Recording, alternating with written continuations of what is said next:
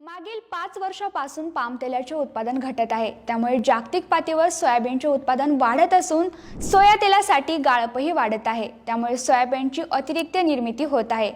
परिणामी भाव कमी झाले, पण त्याचा परिणाम भारताच्या नॉन जेएम सोयाबीनच्या भावावरही होत आहे, असे ऑइल वर्ल्डचे कार्यकारी संचालक थॉमस मिल्के यांनी सांगितले। मुंबई येथे सुरू असलेल्या ग्लोब ऑइल कॉन्फरन्समध्ये जागतिक खाद्यतेल मागणी, पुरवठा आणि किंमत अंदाज या विषयावर थॉमस मिल्के यांनी मार्गदर्शन केले। मिल्के म्हणाले की पाम तेल आता स्वस्त राहिले नाही। पाम तेलाच्या किमती सोया तेलपेक्षा जास्त आहेत। पाम तेलाचे उत्पादन कमी होत असल्याने 2025-26च्या वर्षातही ही स्थिती कायम राहण्याचा अंदाज आहे। कारण पाम तेलाचे उत्पादन वाढवायचे म्हटल्यास किमान 4 ते 5 वर्ष लागतील। कारण पामची आता लागवड केली तर 2028 नंतर उत्पादन मिळेल। त्यामुळे सध्या पाम तेलही महाग होत आहे। मिल्के असेही म्हणाले की सध्या पाम काढणीचा हंगाम सुरू आहे। सप्टेंबर, ऑक्टोबर आणि डिसेंबर या 3 महिन्यांमध्ये काढणी सुरू होते।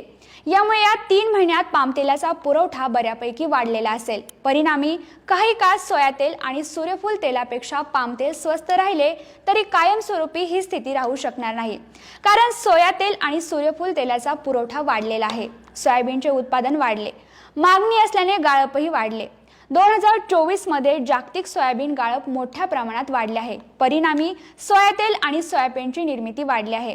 2024-25च्या हंगामातही सोया तेलसाठी सोयाबीनचे गाळप 160 ते 170 लाख टनांनी वाढण्याचा अंदाज आहे। मात्र या गाळपामुळे सोयाबीनचे अतिरिक्त उत्पादन होणार नाही।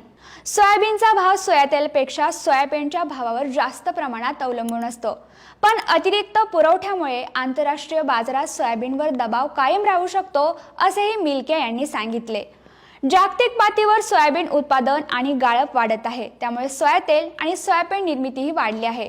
पुरवठा वाढून भावावर दबाव येत आहे, पण भारतात उत्पादकता कमी असल्याने स्पर्धेत टिकत नाहीत।